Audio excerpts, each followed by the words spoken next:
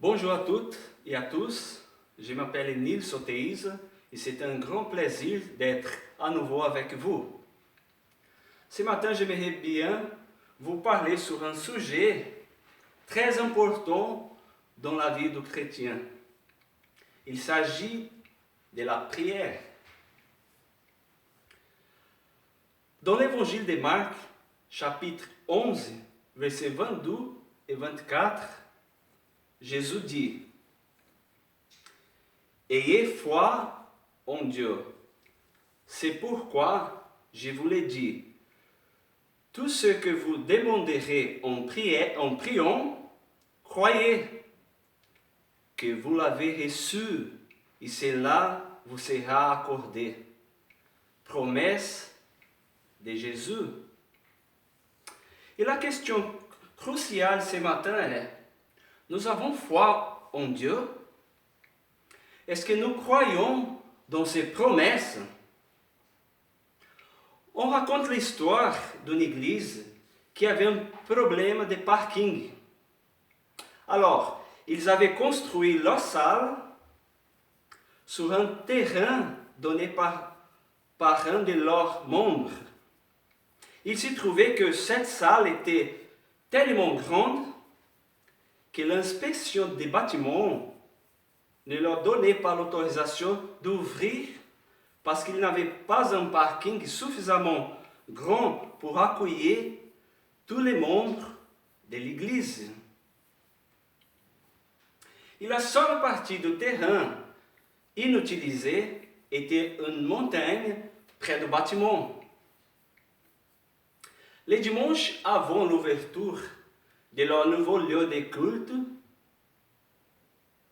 les pasteurs de cette église a demandé à tous les membres de venir ce soir-là à une réunion de prière. Sur les 300 membres qui composaient l'église, seulement 24 sont venus pour prier.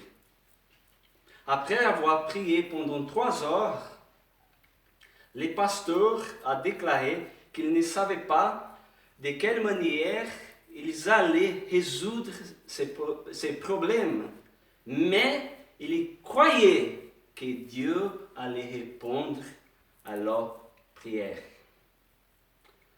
Les jours suivants, un homme a frappé à la porte du pasteur. Il s'est avéré que c'était un entrepreneur du bâtiment d'une région voisine. Ils étaient en train de bâtir un centre commercial, disait-il, et ils avaient besoin de remblais pour niveler l'emplacement de la construction. Il a rajouté que s'ils pouvaient avoir la terre de la montagne près du bâtiment de l'église d'immédiat, en retour, il allait payer la construction du parking et les marquages de sol de cette église. Les pasteurs immédiatement a accepté. Et leur nouveau local a pu ouvrir à temps les dimanches suivants. La personne qui a raconté l'histoire a ajouté qu'il y avait ces dimanches-là bien plus de gens qui croyaient au pouvoir de la prière que les dimanches d'avant. Lorsque nous donnons nos vies au Seigneur, nous menons des batailles très fortes dans notre vie. En bref, le diable ne se réjouit pas beaucoup lorsque nous sommes en contact étroit avec Dieu. Et particulièrement, lorsqu'un pécheur se répand. Les luttes et les tentations viennent de tous côtés. En Luc chapitre 21, verset 36, Jésus dit: Veillez donc et priez en tout temps, afin que vous ayez la force d'échapper à toutes ces choses qui arriveront et de paraître debout devant les fils de l'homme. Par la prière, nous devenons de plus en plus intimes avec Dieu. L'intimité, c'est le ton de confidence, de la communion profonde, de la communion des deux âmes qui s'aiment et aiment être ensemble. En regardant la vie de Jésus dans les évangiles, nous pouvons voir cette relation intime qu'il y avait avec le Père par la prière. Maintenant, si Jésus, qui était saint, irréprochable, pur et séparé des pécheurs, a prié continuellement au Père, combien plus nous qui sommes sujets à des faiblesses? S'il a été trouvé qu'il y avait besoin de prier avec une grande clameur et larmes à Dieu, selon Hébreux 5:7, encore plus nous qui offensons notre Dieu tous les jours et de plusieurs façons. Dans son dernier jour de vie, c'est-à-dire le vendredi, qui a commencé jeudi soir, Jésus a prié au moins 3 fois au Cénacle, à Gethsemane et au Calvaire. Dans la grande salle meublée, il a prié pour les disciples et ceux qui croiraient en lui, en Jean 17:20. À Gethsemane, Jésus a prié pour lui-même en disant: « Mon Père, s'il est possible que cette coupe s'éloigne de moi, toutefois, non pas ce que je veux, mais ce que tu veux. » Matthieu 26:39. Dans la croix, parmi les 7 paroles qu'il était prononcées, 3 étaient des prières. La première parole, une prière à son Père pour ceux qui l'ont crucifié. Luc 23:34. Père, pardonne-leur, car ils ne savent ce qu'ils font. Quand nous sommes face à des personnes qui ne nous aiment pas ou qui nous font souffrir, saurions-nous prier pour eux et leur pardonner? Deuxième parole, Matthieu 27:46. Jésus dit: « mon Dieu, pourquoi m'as-tu abandonné ?» Les cris d'angoisse de Jésus alors qu'il est en train de porter les péchés du monde et que Dieu a détourné son regard de lui. Jésus se sent seul. Alors, que nous sommes quelquefois en train d'abandonner Dieu et de lui tourner les dos, Jésus n'a-t-il pas ces mêmes cris d'angoisse à notre égard?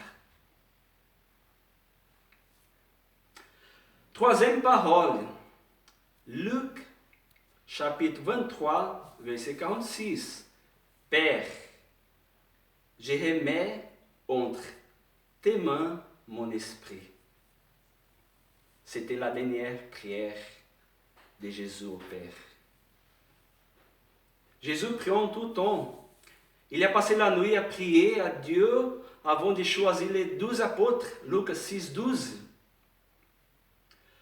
Il a prié avant de poser une question importante aux disciples, Luc 9:18. Il a prié avant d'enseigner à ses disciples, Luc 11:1. Il a prié pendant l'institution de la Sainte Seine, Jean 14:16, 17, 1-24. Jésus a prié sur le tombeau de Lazare, Jean 11, 41-42. Et Jésus, après la résurrection, prie aussi, Luc 24, 30. En Jean 7 au verset 20, Jésus précise qu'il ne prie pas seulement pour eux, c'est-à-dire pour ceux qui l'ont suivi durant 3 ans, mais aussi pour tous ceux qui allaient croire en lui par la parole des apôtres.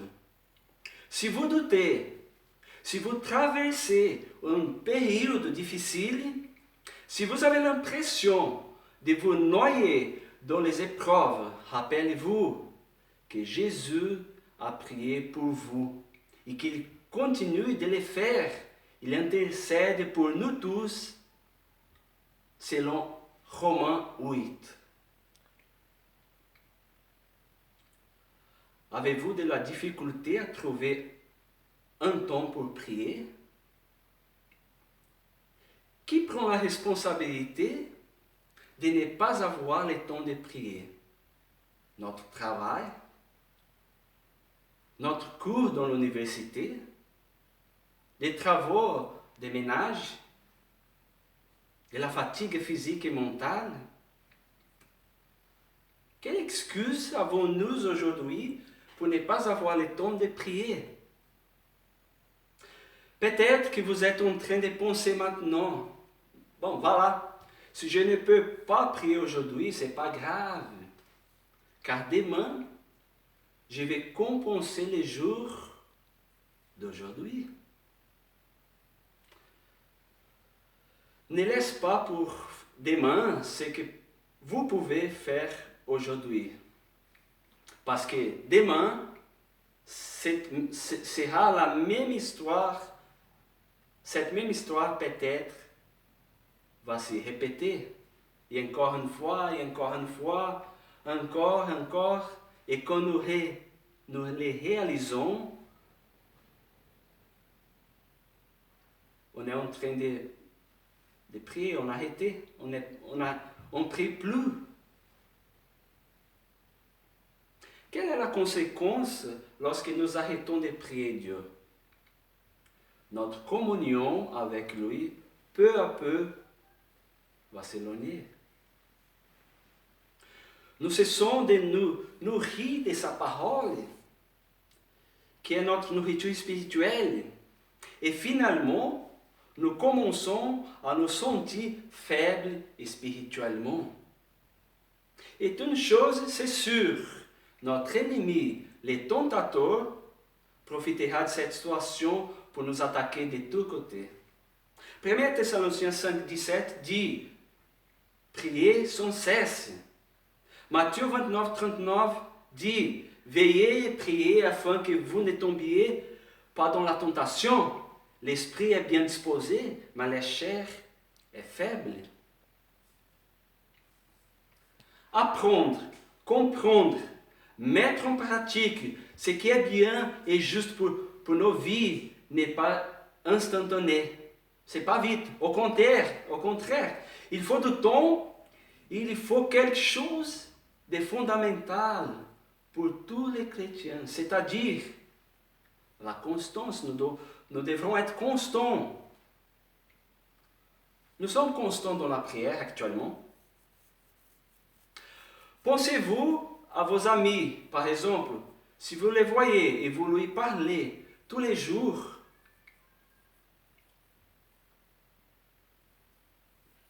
votre niveau d'intimité va augmenter, n'est-ce pas?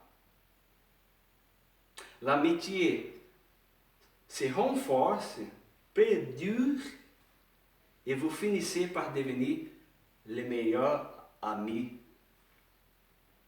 La relation avec Dieu, ce n'est pas différent.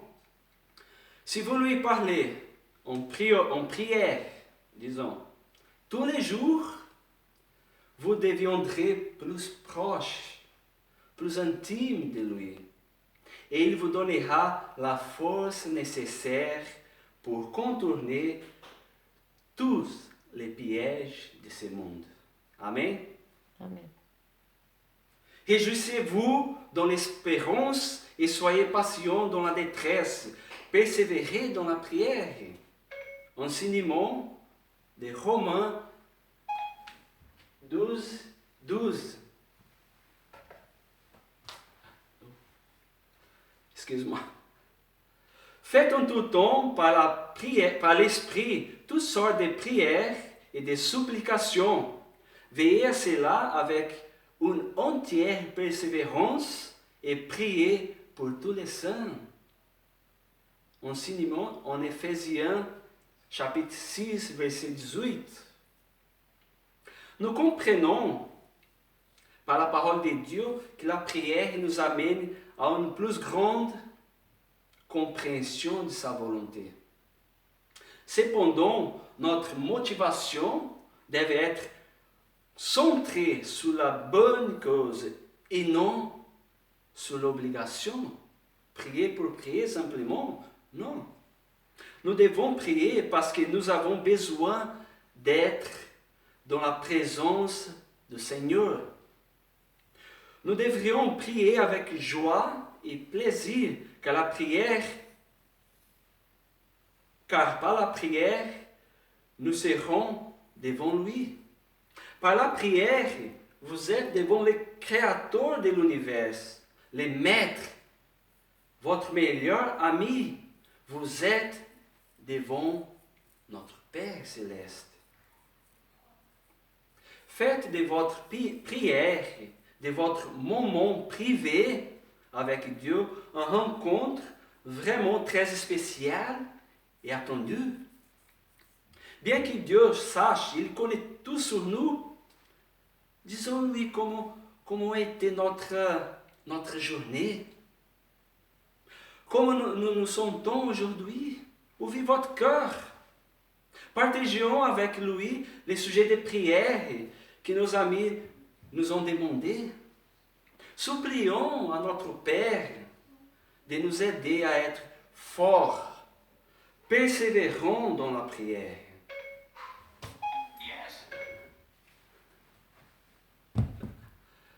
Excuse-moi. Persévérons dans la prière. Profitons aussi de ce temps-là pour écouter la voix de Dieu, en lisant et méditant sur sa parole. Alors, rappelons-nous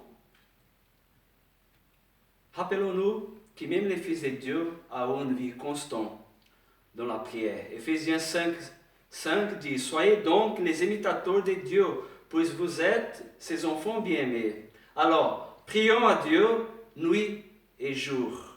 Je vous souhaite une bonne semaine dans sa grâce, que la paix du Seigneur soit avec vous et que Dieu vous bénisse. Amen.